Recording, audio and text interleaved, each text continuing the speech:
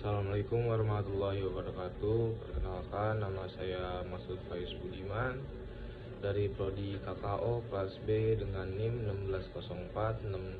16046251104. Kali ini saya akan mengerjakan tugas UAS mata kuliah Pendidikan Pancasila, yaitu mempresentasikan anak muda melawan korupsi. Baik, sebelum lanjut ke slide pertama, izinkan saya menjelaskan sedikit apa itu korupsi. Korupsi merupakan salah satu permasalahan terbesar yang hingga kini masih dihadapi oleh bangsa Indonesia. Korupsi bukan hanya merugikan keuangan negara, tapi juga merusak kepercayaan publik, menghambat pembangunan, serta melemahkan nilai-nilai moral dalam kehidupan bermasyarakat. Dalam situasi seperti ini, anak muda memiliki peran yang sangat penting. Anak muda bukan hanya penonton dan permasalahan bangsa, melainkan agen perubahan yang dapat membawa Indonesia menuju masa depan yang lebih bersih dan berintegritas. Oleh karena itu, melalui video ini kita akan membahas bagaimana peran anak muda dalam melawan korupsi. Oke, di slide pertama ini, apa itu korupsi? Secara umum, korupsi dapat diartikan sebagai penyalahgunaan kekuasaan atau wewenang untuk kepentingan pribadi atau kelompok tertentu. Korupsi tidak selalu berupa uang dalam jumlah besar, tapi juga bisa berupa tindakan-tindakan kecil yang melanggar kejujuran dan keadilan. Bentuk-bentuk korupsi antara lain, yang pertama ada suap, ada gratifikasi, ada nepotisme, serta penyalahgunaan jabatan.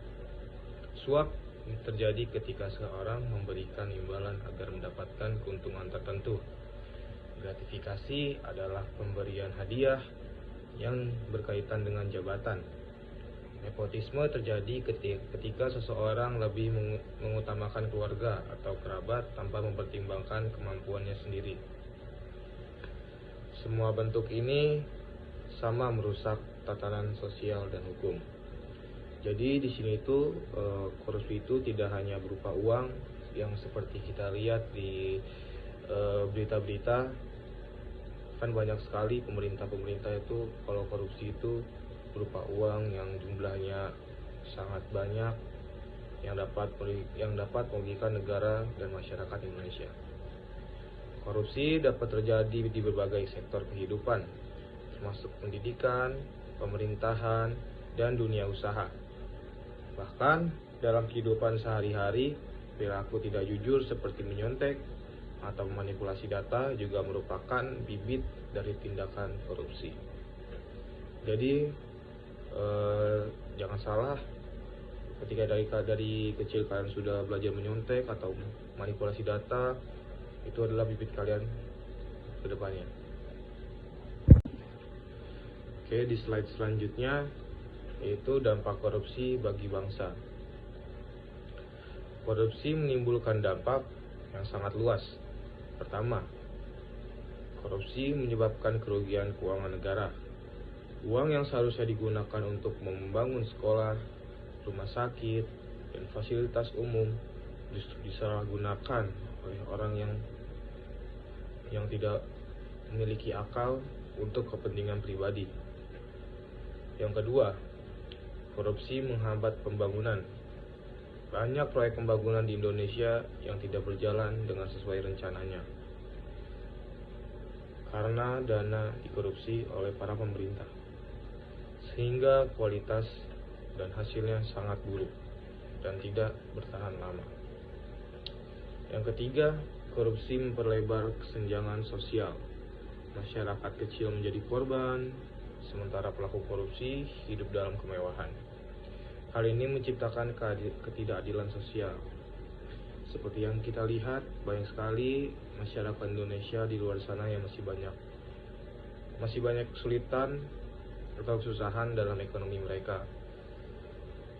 Namun para pelaku korupsi ini hidup dalam kemewahan, enak-enak, berfoya-foya, yang seharusnya duit yang mereka korupsi itu bisa dibangun untuk sekolah, rumah sakit, atau biaya pendidikan untuk anak-anak tersebut yang tidak memiliki uang atau yang ekonominya tidak mumpuni untuk bersekolah.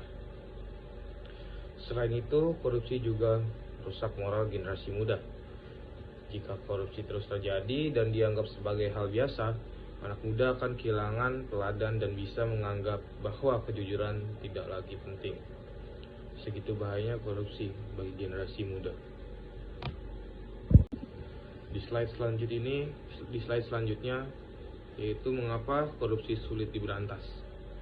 Kenapa sih korupsi sangat sulit diberantas di negara kita Indonesia ini? Korupsi sulit diberantas karena beberapa faktor. Salah satunya adalah budaya permisif, yaitu sikap membiarkan atau menganggap wajar tindakan korupsi. Karena saking banyaknya kasus korupsi di negara kita atau di Indonesia ini, jadi banyak pihak yang menganggap hal ini itu terlihat wajar.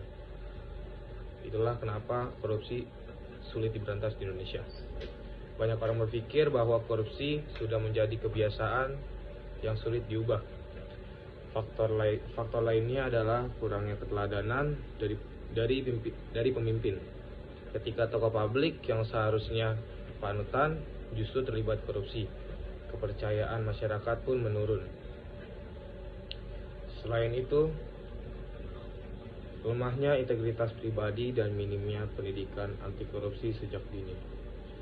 Seharusnya dari kecil, dari kita masuki SD, SMP pun bisa, kita sudah diajarkan nilai-nilai moral, nilai-nilai etika yang harusnya tidak dilanggar ketika kita sudah besar nanti, dan mengajari apa itu korupsi sejak usia dini.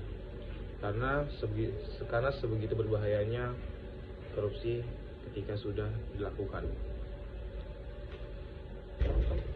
Korupsi itu membuat seorang mudah tergoda melakukan tindakan tidak jujur. Tanpa nilai moral yang kuat, korupsi akan terus berulang. Slide selanjutnya yaitu peran strategis anak muda. Anak muda memiliki peran strategis dalam melawan korupsi. Sebagai generasi penerus bangsa, anak muda akan menentukan arah masa depan Indonesia. Anak muda dikenal kritis, idealis, dan berani menyuarakan kebenaran. Dalam generasi sekarang atau 2025 ini, masa depan akan dipegang oleh anak-anak muda. Itulah kenapa orang-orang yang sudah berumur itu untuk sekarang untuk masa depan mereka bergantung kepada anak muda. Itulah kenapa menjaga etika moral itu sangat penting. Karena ketika dari muda sudah tidak bermoral, tidak jujur, tidak beretika, bagaimana tuanya nanti? Apakah mereka akan menjadi koruptor seperti orang-orang sebelumnya? Kita tidak akan ada tahu. Selain itu, anak muda juga melek teknologi dan media sosial. Hal ini menjadi kekuatan besar untuk menyebarkan nilai-nilai kejujuran dan mengawal jalannya pemerintahan. Sejarah Indonesia menunjukkan bahwa perubahan besar seringkali dimotori oleh anak muda. Oleh karena itu, keterlibatan anak muda dalam gerakan anti korupsi merupakan sebuah keharusan. Seperti yang kita tahu, anak muda sekarang sangat melek teknologi dan sudah menciptakan alat-alat yang seharusnya mereka sendiri itu mesti mempelajari, tapi mereka sudah bisa menciptakan alat tersebut. Dari situ kita bisa mengetahui bahwa anak-anak muda itu sudah bisa menggunakan kemampuan mereka, skill mereka, otak mereka untuk hal yang seharusnya memang mereka lakukan. Slide selanjutnya yaitu bentuk perlawanan nyata anak muda. Perlawanan terhadap korupsi dapat dimulai dari hal kecil.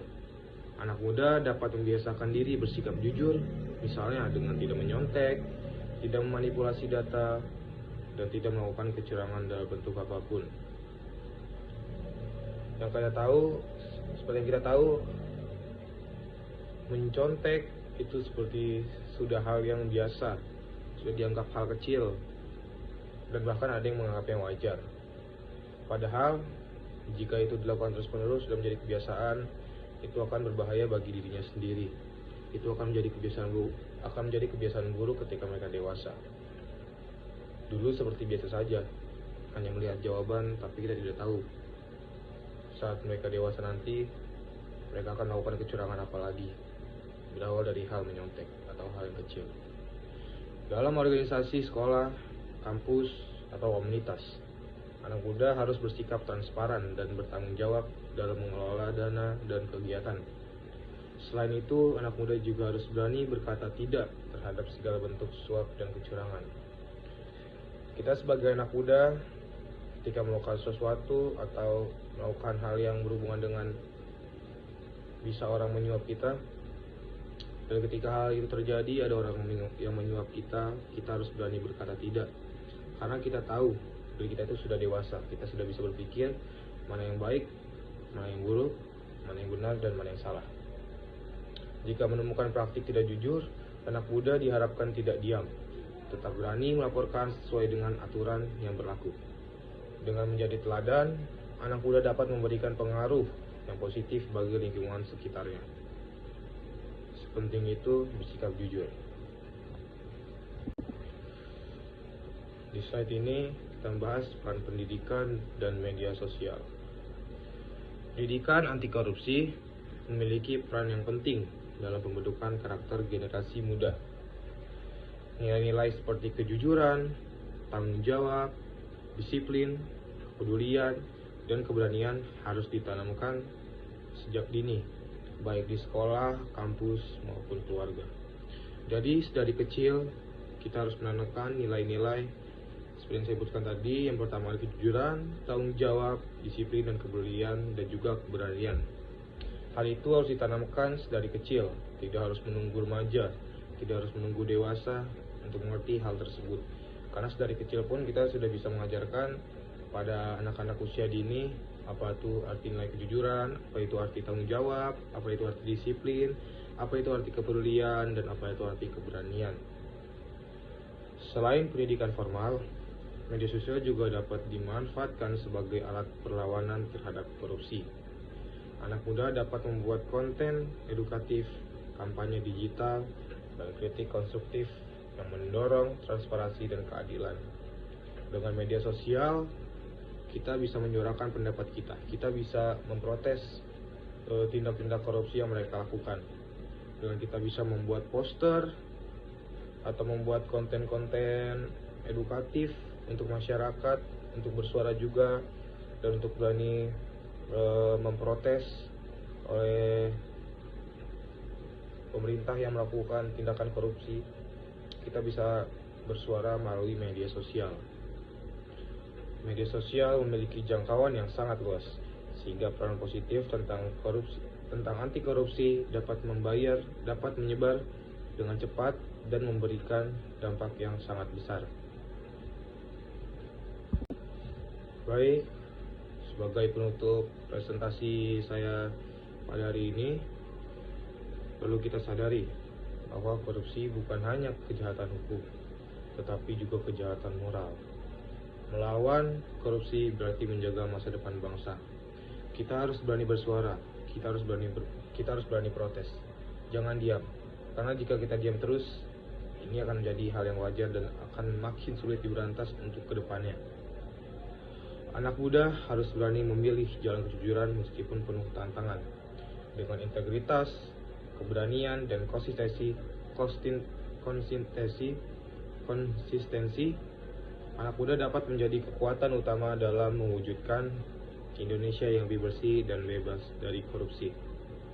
Karena masa depan bangsa ada di tangan generasi muda yang jujur dan berintegritas.